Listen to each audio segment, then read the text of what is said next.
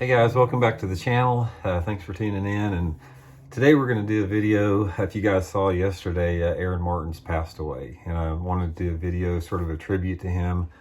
He was a very good friend of mine, very close friend of mine for many years, and I just wanted to take this opportunity to share a little bit with you guys about what Aaron was like. Maybe tell you guys some stories about him that I've experienced over the years with him, that maybe you guys can add to your memories of Aaron down the road from now. But are definitely our thoughts, and everything goes with his wife Leslie and his kids Jordan and Spencer.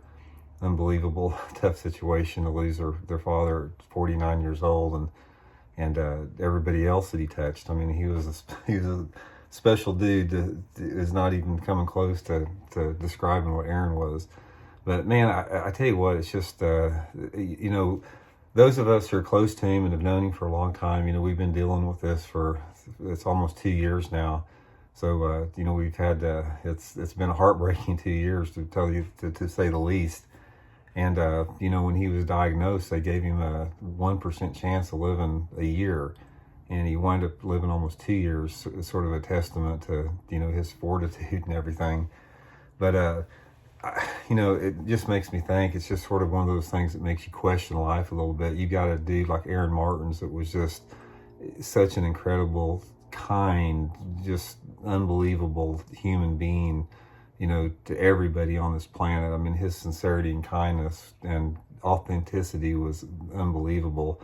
That gets cut down at 49, and then you have these mean, toxic, narcissistic, power-hungry people that they live to be 90. There's just like a tremendous injustice in life and a lot of different things. So it's another story to be talked about. But anyway, I know Aaron wouldn't want me to be all negative here, so I just want to tell you guys a little bit about Aaron Martens that a lot of people don't know. The few of us that are close to him knew. Aaron was a force of nature. The guy, just his life force was so strong. I mean, it's hard to explain to you till you've been around him. He was just sort of larger than life. I mean, for those of us that were close to him, every time you saw him, he'd come up and give you a big bear hug. That's how he would greet you. If you know him very well, he called you bro. He called everybody bro all the time. And that's just how he was with that. But he was, I've never met anybody like the guy before. I met Aaron the first time back in it's almost late 90s, early 2000s. Him and I were on the Megabass Pro staff together. I was on the pro staff, myself and Danny Korea at the time. And Megabass America brought Aaron on to the staff. This was back when he was just starting out. A lot of people didn't even really know who he was. He just came from California. And we just hit it off. We just, for whatever it was, we hit it off. And over the next 10 years or so, we camped together. Aaron and his wife Leslie, they had a bus that they drove the bus to the campgrounds at the tournaments, and then one of them would pull their truck and their boat. And then I had a fifth wheel that I towed behind, I triple towed.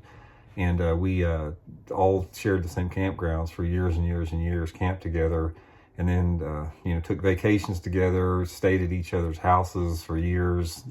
Just spent a lot of time together back in the early 2000s before, I left bass to fish FLW. Back when Aaron and I were both fishing FLW in the Bassmaster Top 100 tournament, we were together all the time. So anyway, a little bit about Aaron here is, one of the cool things about Aaron is, like, when he would come to my house, to spend a few days with him and his family, we'd go walking around my property I had out there. And the cool thing about Aaron, if you're around him, he's like, it's like he had a child mind. His mind was like, had the wonder of a little kid in a grown-up body. And you could walk around the pond I had here, and it's like, his awareness for everything and his enthusiasm and his curiosity was just over the top. I mean, if he saw an anthill, he would like, whoa, check this out, check this anthill out, dude. And he'd get down and he'd examine it closely, and he'd like poke around on it, and he'd talk about the ants, and he'd describe what they were doing.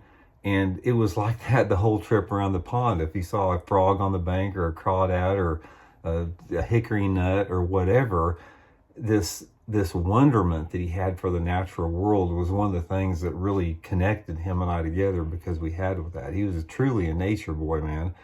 And, you know, there was nothing that was like boring to him like that. I mean, he found wonderment in everything, you know, that was around him. And I think a lot of people, if you're around Aaron, you know, the way Aaron was, it came across sometimes like he was a little bit flighty, but he wasn't. Aaron Martens is one of the most intelligent human beings and aware human beings I've ever seen.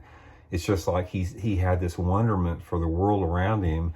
It didn't matter if it had to do with, you know, stars and planets or you know, minnows on the bank, whatever it was. It was just like he had this thirst, wonderment for that.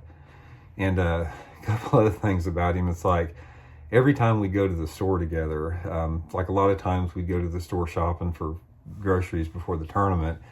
He would pick anything that he would pick up, he would read the ingredients with it, and to make sure it was all natural. I mean, everything in there. And if I picked up something that he didn't think was right, he would grab it from me and he'd check it out. He goes, "Dude, you can't eat this. This got hydro in it. You know, you got to get this peanut butter. It doesn't have hydro in it."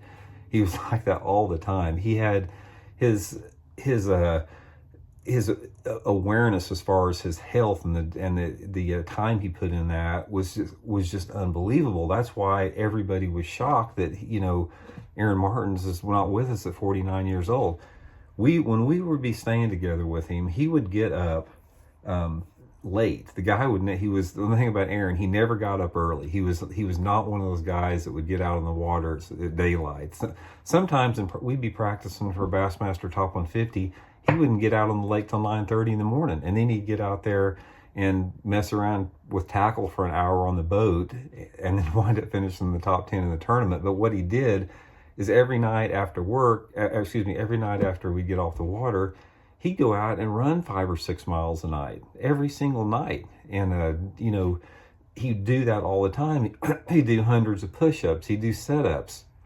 You know, he was completely into the entire, you know, well-being, physical well-being, what he ate organic all the time, worked out all the time, you know, just set a really good example with that. So to be around him, he was really aware. I mean, there would be a couple times like we'd go fishing, and, you know, a lot of times if we caught some type of fish we like to eat, say if we caught a walleye or a pike or some white bass, you know, we'd fix it up in the campers at night. And he never would, you know, let anything be like fried in any type of oil or with breading or anything. He would like saute it lightly in butter. You know, that's just how he was with that. But the couple different things that we did, you know, with Aaron, it's like we went on vacation together in Cabo, San Lucas, Mexico together one time.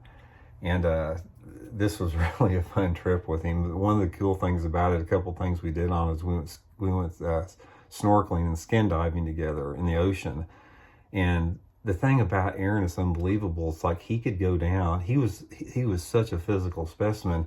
He could dive down 15 or 20 feet, and he'd stay down there for two minutes or so. Just I couldn't even stay for like 45 seconds or something, barely under the water. And he would dive down 15 or 20 feet, stay for a couple minutes, come up.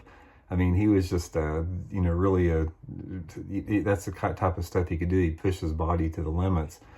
But one of the most memorable trips I had with him is that same trip at Cabo together. We had the place we were staying at, part of the deal for staying at this resort we were staying at is you got a free guided fishing trip out on the ocean for marlin. And I'd never caught one before. Aaron had caught some before. So anyway, we get out there and we go down to the boat that morning to get in our boat. And the guides that we had, we look at this boat, and it's like a 28-foot runabout. The thing looks like it was about a 1950 model. There were no electronics on it. There were no compass on it. There was nothing on it. And it had 2 rods in it that were about 4.5 or 5 feet long that looked like it had about 300-pound test monofilament line. Line was all frayed up. The hooks were all dull hanging off of it. And, we got into the boat there, and, being pro fishermen, we were like real critical of that stuff. And we get out there, and these two Mexican guides that can't speak English, they take us out. And I don't even know where they're going. They don't have any compass. They got no electronics. They're just following some other boats out there. So we get out there, and we're barely within sight of the shoreline. And I'm like, dang, we better not get out of the side of the shoreline. We don't even have a dang compass to find our way back. So we get out there, and they're trolling around, and we're not catching anything. We're not seeing anything like that. And all of a sudden, Aaron and I see some marlin surfacing over there. And we point over there, hey, look over there's marlin surfacing. So we got them to go over there, and we threw out there. And Aaron let me have the first cast, and I hooked one. And I'd never caught a marlin before. And it turned out it was a 220 pounder. It took me 45 minutes to get this thing in. And, Aaron right there with me, coaching me along, having this thing 11 feet long, jumping by the side of the boat. Having him there and to be able to share that experience was really special with me on that. So I'll never forget that part of it. But, man, I tell you what, it's just like, I just look back at so many times that we spent together, and, being able to share the times with that guy and learn from him. At the time, you just take it for granted. You don't ever think that you're going to lose somebody, a friend like that, at such a young age. And after I decided to go with FLW and fish bass, Aaron and I didn't get a chance to spend as much time together because he was fishing the bass circuit full time. I was fishing the FLW circuit full time. And, we didn't camp. We didn't get a chance to spend as much time together other than visiting each other, like to and from tournaments. But overall, guys, it's just like, if you've never met him, he's just, I've never met a guy that was just so authentic and kind. It didn't matter who you were. There were so many times that we'd be like traveling across the country, and we'd pull up to some, gas station, in the middle of nowhere out in Alabama, and there'd be some guy, that maybe would be half drunk, or some guy that was a little obnoxious that would come up and talk to him, and he was always as nice as he could be, as like, down to earth as he can be. If somebody came up to him to ask him a fishing question, he'd take more than enough time, to talk to the guy and answer it.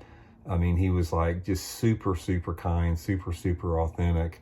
And, just full of life. I mean, the guy was absolutely full of life. His fishing was a completely different thing. His, the way that he fished, nobody can really duplicate it, because I've spent a lot of time in the boat with him. We fished a lot for fun together, used to. And, I would teach him things that I knew, and he would try to apply it to his fishing, and he would teach me things he knew, and I would try to apply it to my fishing. And it seemed like it never worked. I remember we were at this one tournament. We were practicing for a tournament at the it wasn't the Chaffly, but it was the God, what's the name of that river? It was a river down by Monroe, Louisiana. We had an FLW tournament. I can't remember the exact name of it. But anyway, we were flipping cypress trees in the tournament, and I love flipping cypress trees. They're one of my favorite ways to fish. And, normally in a cypress tree, I'll hit them 2 or 3 times and move on to the next one. And Aaron and I were practicing together, and we decided there's a big, vast cypress forest. And we decided, okay, I'm going to take this side, and Aaron's going to go over like 100 or 50, 100 yards away from me, and we're going to work together down this cypress tree. So I'm working at a nice, slow pace. And all of a sudden, I start getting way ahead of him, and he's like way back there. I mean, he's like, I'm not fishing fast. And I got looking at him, and he'd spend 5 minutes, 10 minutes on one cypress tree. He'd go around the thing completely. He'd fish it tight. He'd move out away from it, and then he'd move to the next tree. And he wound up getting like 3 times the bites that I did. And that's one of the things that I learned about fishing from Aaron Martens more than anything, is the guy, he never covered any water to speak of. Once in a while, he'd get on a burning spinnerbait pattern and might maybe do that. But most of the time, he did not cover any water. Aaron's mentality in fishing was that once he got a few bites, he was going to figure out how to catch every single bass on this particular area. I mean, he didn't, that was the way he fished. He just did, he would figure out the technique that the fish wanted, fish slow, and try to catch every single fish there. The confidence he had in how he fished was unparalleled. I remember another time we were fishing on the pond I had, which I had a 40-acre lake at the property owned. And I remember this will sort of give you an example of Aaron's mind when it comes to fishing. We got out there and he goes, these fish will bite a scrounger here on this lake. And I'd never fished a scrounger, caught a scrounger. He goes, I promise you we'll catch them on a scrounger. So we start fishing, and he started out with like a 1/4 ounce scrounger on like a 4-inch swim bait, and fished that for probably 20 minutes without a bite. And then he got down his tackle box, he dug around a couple different colors, put some different colors on, nothing, for another 15 minutes.